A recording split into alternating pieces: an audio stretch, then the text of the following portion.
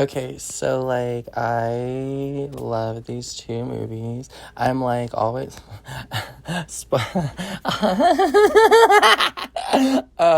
so I'm like a bad girl and I refuse to pay movie theater prices considering the facts. I'm putting my dildo away right now, and I keep it in a little grocery bag, so that's what that noise was. Okay, but, so in these unprecedented times, in this high cost of living, inflation, being a minimum wage 9 to 5 entry level worker for my entire professional career, since graduating high school in 2009, working full-time jobs, full-time, going to college, when I was going to college, full-time as well, and all the fun and joy and merriment and wonder of the world that comes with having to jump through all these social construct hoops that shouldn't even exist to begin with, because the world provides everything we need, like food and water, and all you have to do is build a house from trees or find a cave to live in, or try to get along with other people who share this terra firma with you. But apparently that is too hard for people to do, especially the actual personality disorder ridden antisocial billionaire 1% elite class that think having a god complex and using money and the economic system as their like magnifying glass to hold over the anthill like a mean little child, scorching all of us worker ants, the poor people, the poor Amazon workers for the Amazon company, Jeff Bezos, who want to be unionized and can't even get that as example. Anyways, so I'm poor and I refuse to pay these insane $30 ticket prices to see a movie in theaters, first of all, with annoying people, second of all, for like diabetic Slurpees and Sour Patch Kids, and third, and most egregiously and offensively, as like a gamble or a risk for a movie that I might not even enjoy. Because let's face it, a lot of movies today seem like they're just remakes or scene for scene formulaic carbon copy, cookie cutter, copy paste, shot for shot, 90-minute or 3 hours if you're talking about Avatar, generic monomyth, seen that, done that. Oh look, it's like another big-breasted girl running up the stairs when she should be running out the front door. It's insulting. When I could just watch it online illegally, or watch the movie that it is inspired by, the 90s or 80s or 70s or 60s, early cinema, cult classic that inspired the schlock that we are like muzzled with, like the feed muzzle today. So anyways, but these two movies are like really good. Like, oh my god, eternity. I like took a risk in watching these because like I don't even really like, even on my pirating website, you know, my illegal like bootleg whatever movie pirating website, like I don't even really like watching movies that are like, you know, coming out recently, because you know, it's just like, why would I want to like sit through 90 minutes just to be like disappointed at the end, when I could watch something that I know I'm gonna like, or I can watch a YouTube movie review of you know, some disgruntled, bittered, middle-aged like me or older you know, wannabe movie critic, but you know, average American Joe Blow, you know, milquetoast, middle of America, basically the target audience for these shitty movies anyways, voicing the same complaints that I would most likely have myself in 20 minutes or less, and, you know, be supporting a small business, aka YouTube channel, instead of supporting the predatory, problematic, greedy, and soulless corporate entertainment industry by giving them my time and money, when they clearly, you know, in line with the government, which have proven time and time again that they do not give a fuck about me. But these two movies were actually really good. And like, I really liked them. I thought they were like funny. The first movie like made me cry, because it's like a rom-com, but it's like really sweet. It's kind of like, I would say it has the potential to be like as good as like When Harry Met Sally or like The Notebook. It's kind of like those two movies combined with like an extra layer that I'm not gonna spoil, because I think you should go watch it, because it's like really kind of fun.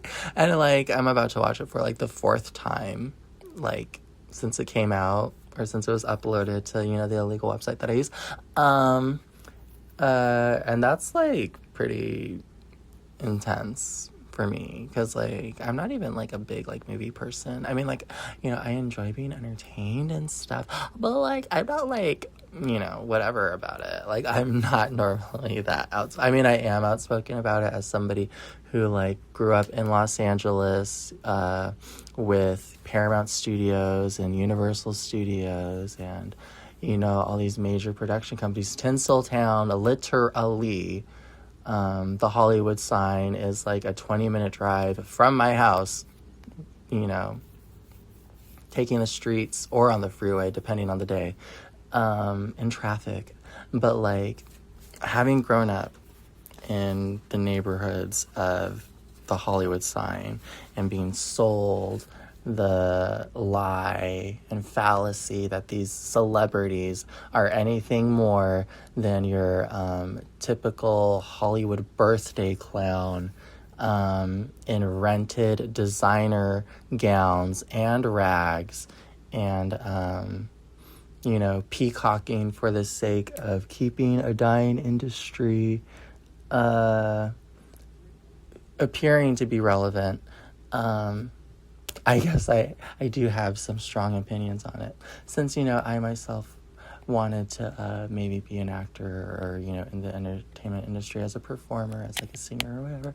And then after like Me Too and hashtag Time's Up and Harvey Weinstein and P. Diddy and Bill Cosby and Kobe Bryant and O.J. Simpson and the Kardashians and Bill Gates and Elon Musk and Justin Bieber and the long list of offenders. Oh, and not to mention the assassination of Marilyn fucking Monroe. There's just like a lot of reasons to just kind of retire that dream and settle for, you know, working at McDonald's as a drive-through cashier, because at least they have health benefits and a steady paycheck, And the only thing you have to worry about is cleaning the bathroom. But anyways, these two movies I thought were like really good. And like Obsession is like a horror movie, and I kind of like, it feels like on the same kind of like vibe or vein as the first movie. And the first movie has Elizabeth Olsen, who's like, super cool. And as someone who grew up with the Olsen twins a little bit, like whenever they had like rainy days at school, like chances are we would watch one of like the old like Olsen twin movies when they would like play with animals or go like to safari, or like the educational ones, like before they became teenagers and everyone started saying that they were like jailbait and gross. So Elizabeth Olsen's like a really good actress and stuff. I need to turn it on real quick. I'm gonna go in the bathroom. Excuse me. And so,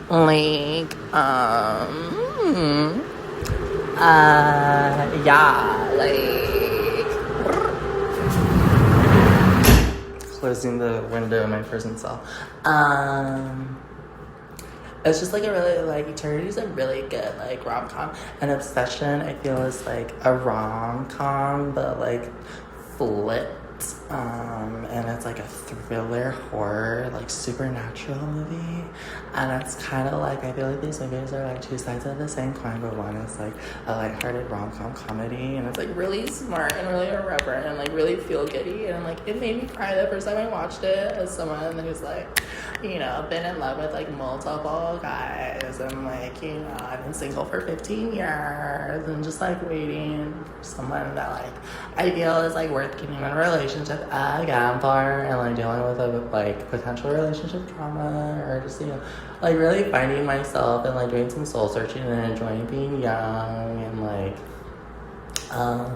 my last boyfriend was like when I was like 21 years old, and before that, like my other boyfriends were like in high school. And so like, considering, like factoring in The Notebook, that basically told me as like a gay man, despite being a gay man, and should be having the right to like own my body and enjoy my youth and have as much casual slutty gay sex as I want, like all people should be allowed to do, as long as it's consensual and age appropriate. Because YOLO, like not everybody has to fit into some patriarchal like Christian or Muslim or strict like ideals of like how to behave in society, when a lot of people who get married and like save themselves and are like monogamous, they end up cheating anyway. So it's kind of like that seems like a symptom of maybe the fact that like you're not really happy, and maybe you should take some time for yourself and not jump and rush into things right away. Especially starting a family just to perpetuate the cycle of mental illness and like negative views on sex. But that's besides the point. Oh, well, not really, because it lines up, because I grew up like thinking that like The Notebook was like the movie and like the standard, and that I needed to wait for somebody before like I was allowed to enjoy sex myself, and like not to be a slut and all these things.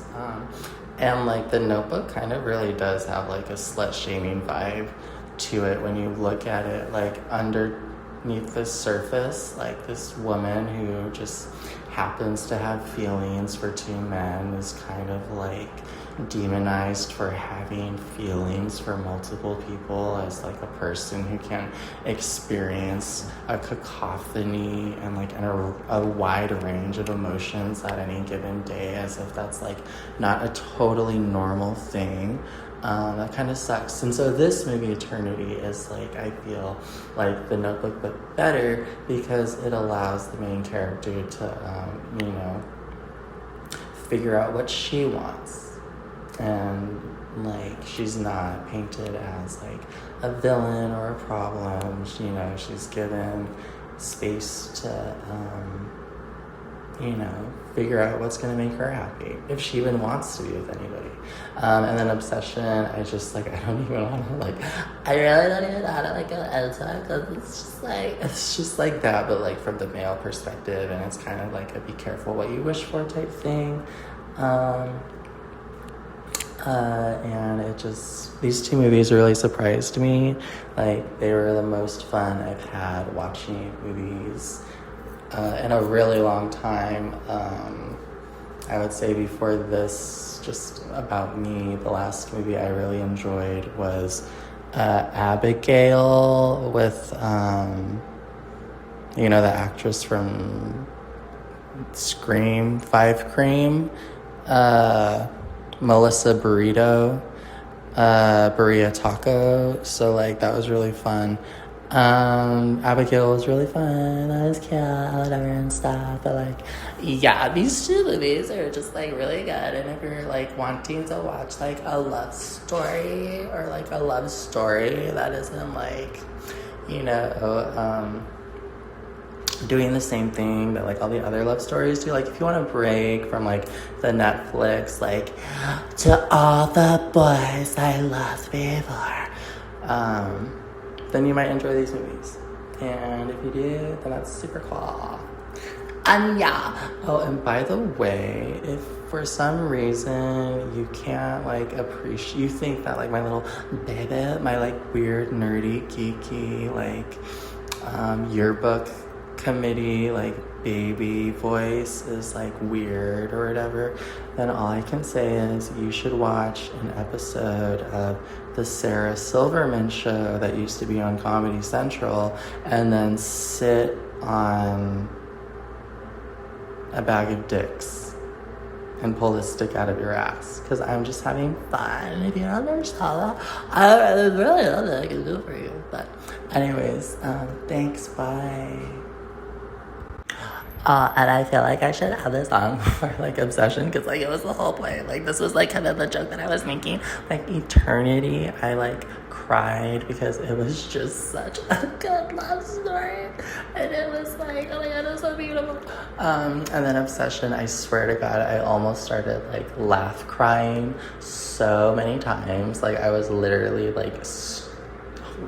stifling, having to hold my mouth over my hands over my mouth, my mouth over my mouth, my mouth over my hands, my hands over my mouth, because the poor, the antics and the trouble that the main character, the man, gets in for the sake of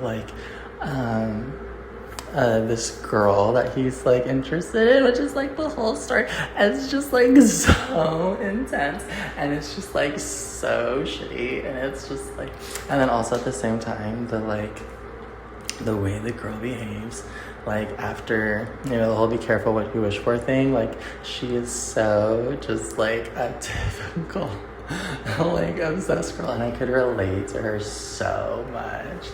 Just when you just have to watch it, because it's so funny.